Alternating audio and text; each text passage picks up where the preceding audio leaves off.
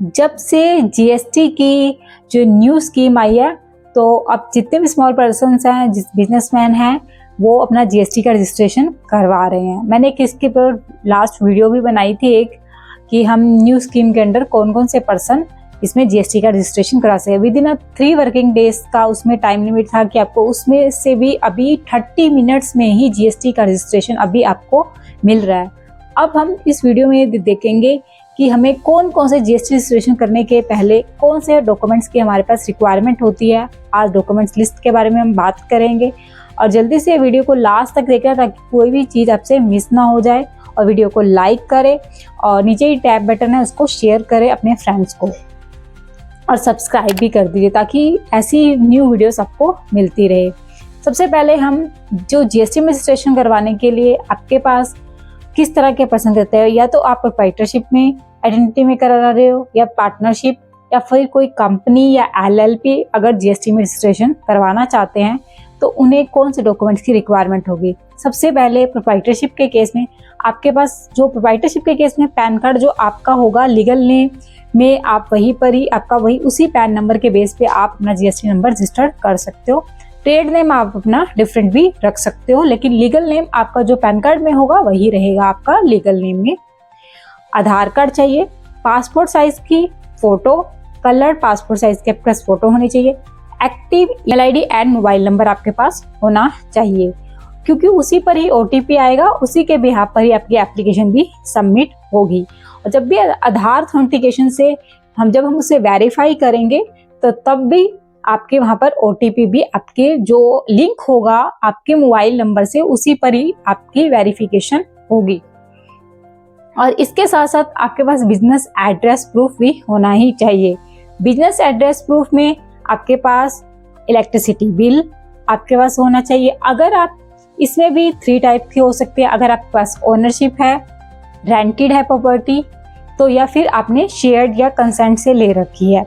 अगर आपके पास ओनरशिप है उस प्रॉपर्टी की तो आप उस पे अपना जो भी प्रॉपर्टी के डॉक्यूमेंट्स, इलेक्ट्रिसिटी बिल या प्रॉपर्टी की टैक्स रिसिप्ट वहाँ पर लगा सकते हो। और अगर आपके फादर के नेम पे है या ब्रदर के है तो साथ में आप अपना कंसेंट लेटर भी साथ में ही आपको अटैच भी करना पड़ेगा।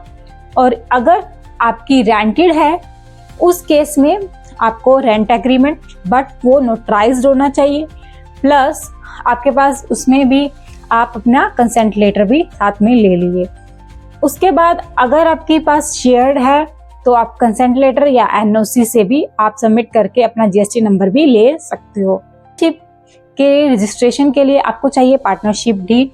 पार्टनरशिप की डीड के बिहाफ पर ही आपका फिर पैन नंबर बनेगा, फर्म का पैन नंबर होगा, प्लस पार्टनर्स के जितने भी पार्टनर्स हैं उनका पैन कार्ड, आधार कार्ड और जो बिजनेस एड्रेस प्रूफ मैंने जो लास्ट अभी बताए हैं वही सब होंगे एड्रेस प्रूफ। और आपके साथ में बैंक प्रूफ में जब भी आप अपना अकाउंट ओपन करवाओगे, करंट अकाउंट होगा आपका फर्म में, जीएसटी नंबर आने के साथ उसमें आपको टाइम लिमिट मिलता है कि आपको विद इन टाइम आपको वहां पर भी सबमिट करना होगा अपना कैंसिल चेक या बैंक की आपको जो भी फर्स्ट पेज की जो लेटेस्ट वो स्टेटमेंट होगी वो आपको अपलोड करनी होगी। साथ में आपको चाहिए ऑथराइज लेटर, सिग्नेटरी का लेटर, जिसको पर्सन को आप पार्टनर को वहाँ पे ऑथराइज बनाओगे वहां पर वो भी आपको साथ में अटैच करना पड़ेगा। और बाकी सारे documents PAN, Aadhaar, passport size photo, mobile number जो पार्टनर का होगा आपको वो सब कुछ वहां पर चाहिए। अब हम बात करेंगे कंपनीज या एलएलपी के केस में। कंपनीज के केस में वहां पर आपको एडिशनल चाहिए COI, certificate of incorporation, memorandum association, article of association. साथ में आपको जितने भी आपके वहां पर डायरेक्टर होंगे, मैनेजर, जो भी आपका डायरेक्टर होंगे, जो मैनेजिंग डायरेक्टर होगा उसका, प्लस जितने भी आपके डायरेक्टर होंगे, पैन कार्ड, आधार कार्ड, उनके भी रिक्वायरमेंट। अदर डॉक्यूमेंट सब सेम ही रहेंगे बट साथ में आपको वहां पर चाहिए बोर्ड रेजोल्यूशन भी चाहिए। ये सब डॉक्यूमेंट्स आपको वहां पर सबमिट करने पड़ेंगे। इन डॉक्यूमेंट्स के वहां पर आपको पहले पार्टनर्स की, जैसे पार्टनर्स की डिटेल है तो वो एंट्री करनी पड़ेगी, साथ में आपको प्रिंसिपल प्लेस ऑफ बिजनेस की डिटेल बतानी पड़ेगी और साथ में आप क्यों रजिस्ट्रेशन ले रहे हो, आप वॉलेंट्री ले रहे हो, ई कॉमर्स आपकी टर्नओवर लिमिट से क्रॉस कर चुके हो, आप किस लिए ले रहे हो, जीएसटी नंबर वहां पर भी आपको ऑप्शन में सिलेक्ट करना पड़ेगा। साथ में ही आपको डेट ऑफ कमेंसमेंट भी वहां पर बतानी पड़ेगी। डेट ऑफ कमेंसमेंट आपकी अब भी हो सकती है जैसे, या फिर अपनी पास्ट भी डेट ऑफ कमेंसमेंट भी वहां पर आप मेंशन कर सकते हो। इसके साथ साथ वहां पर आपको गुड्स एंड सर्विसेज की डिटेल्स को भी मेंशन करना। अगर आपकी गुड्स हैं तो आपको वहां पर आपके पास 5 आइटम्स तक आप उनके HSN कोड्स के साथ अपनी डिटेल्स वहां पर बता सकते हो, किस गुड्स में आप वहां पर अपना बिजनेस कर रहे हो।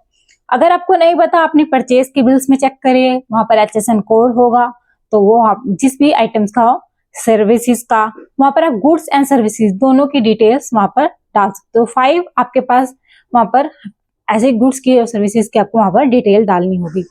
इन सब करने के बाद आइटम्स और जो भी अपना वहां पर डॉक्यूमेंट्स में जब भी आप अपना एड्रेस प्रूफ भी डालते हो, तो वहां पर भी आप वहां पर अपनी लोकेशन के साथ सिलेक्ट करके वहां पर अपनी डिटेल को मेंशन कर दीजिए कि किस एड्रेस पर, आपकी लोकेशन पर आपका ये एड्रेस है। इसके साथ साथ आपको ये सारे डॉक्यूमेंट सबमिट करने के बाद आधार ऑथेंटिकेशन करवा लेना, या फिर अगर आपका DSC से होता है तो DSC से करवा के आपको वहां पर आपकी एप्लीकेशन सबमिट हो जाएगी। इस तरह से आपको आपकी ईमेल आईडी पर ही वैसे तो 3 वर्किंग डेज है, लेकिन अभी विदिन 30 मिनट्स में भी आपको GST नंबर मिल रहा है। इस तरह आप GST नंबर बहुत ही इजी से ले सकते हो। अभी मैं एक वीडियो बनाऊंगी जिसमें आप किस तरह से हम GST नंबर को किस तरह से हम पोर्टल पर जाकर करेंगे रजिस्ट्रेशन, उसकी नेक्स्ट वीडियो मेरी वही रहेगी। अगर आप कोई और भी वीडियो चाहते हो तो आप मुझे कमेंट करके बता सकते हो। ऐसी मोर इन्फॉर्मेशन के लिए टेक्स गाइड को लाइक, शेयर एंड सब्सक्राइब करें। Thank you guys.